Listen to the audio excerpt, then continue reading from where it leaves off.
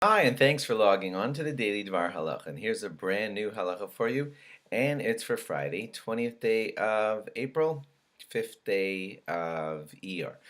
We're going to continue on here with a list of things that do need to be dipped in a mikvah when you buy them, and things that do not. Let's say you have something, the general rule is that it's things that are used with edible food. So a good example of something that works directly with edible food and therefore needs a dunk in the mikvah would be something like a frying pan or a sandwich maker, right? Because they work directly with food and they help the food become better. Eggs go into it and they get fried, or a sandwich maker has a sandwich and then it gets grilled.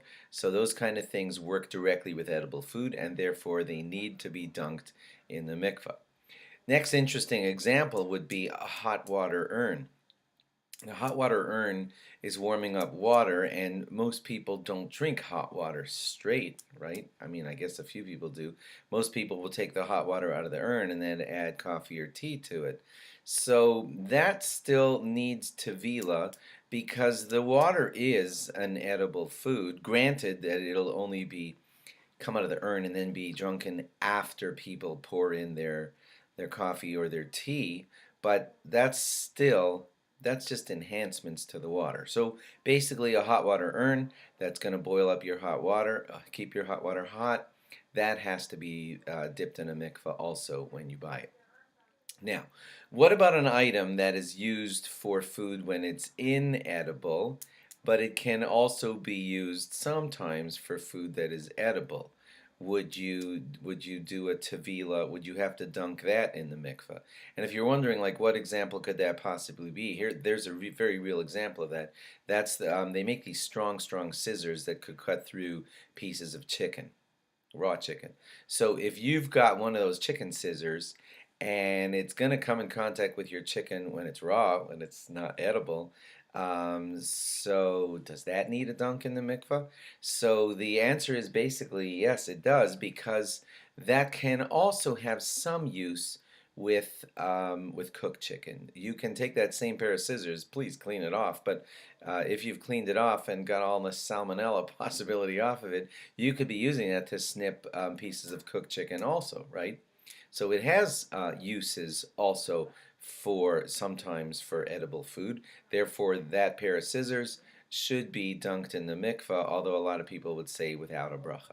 So chicken scissors should be dunked in the mikvah and perhaps without a bracha. And talk to your rabbi if you are dunking those. See if he recommends a bracha, yay or nay. Now, what about a utensil that's used only with raw food? It does not come in contact with cooked food.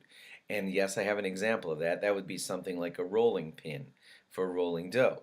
That only comes into contact with dough, which according to most normal people is not edible. I know some of you have nibbled at raw chocolate chip cookie dough, but basically we call that inedible.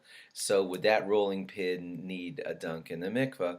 So there is a taz that says that yes, that rolling pin should be dunked in the mikvah with no bracha, and that is the custom that most people follow. They'll take things like rolling pins and yes, dunk them in the mikvah when they're brand new before they use them, but they won't make a bracha on that dunk in the mikvah because they really only generally come in contact with food that's raw and inedible. So yes, rolling pins would need a dunk in the mikvah after you buy them before you use them.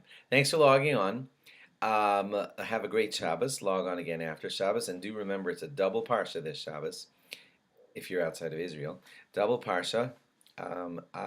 Actually, I don't know what Israel's doing, but outside of Israel, it's Achrei Mos Kedoshim, a double parsha.